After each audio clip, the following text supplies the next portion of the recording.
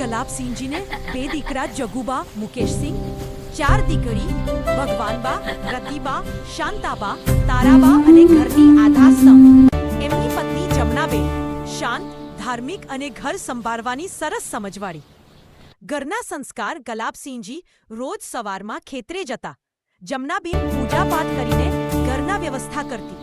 બાળકોને નાની નાની વાતો શીખવાડતી. પ્રેમ, ઈમાનદારી અને એકબીજાનો સન્માન. બાળપણથી જગુબા અને મુકેશ પોતાના પપ્પાના સાથી હતા. દીકરીઓ પણ ખૂબ સંસ્કારી. ગામમાં સૌ કહેતું જમનાબેનના બાળકો બેલા જેવા. પરિવારમાં એક સુંદર પ્રસંગ. એકવાર ગામમાં સિકોતર માતાનો મેળો લાગ્યો. એ દિવસે આખો પરિવાર મળીને જતો. આવતા સમયે પ્રસાદ લઈને આવતો. ઘરમાં એ સાંજ હરસ ભરેલી, ગીતો, ગરબા અને હાસ્યથી ભરેલી. જમનાબેનની ખાસ વાત, તેમણે બાળકોને હંમેશા કહેલું, ઘર મોટું હોવું નથી, દિલ મોટું હોવું જોઈએ. એ કારણથી આજે ગલાબસિંહજીનો પરિવાર સૌને પ્રિય. ત્યારબાદ સમય ગયો, બાળકો મોટા થયા, પેન થીરથી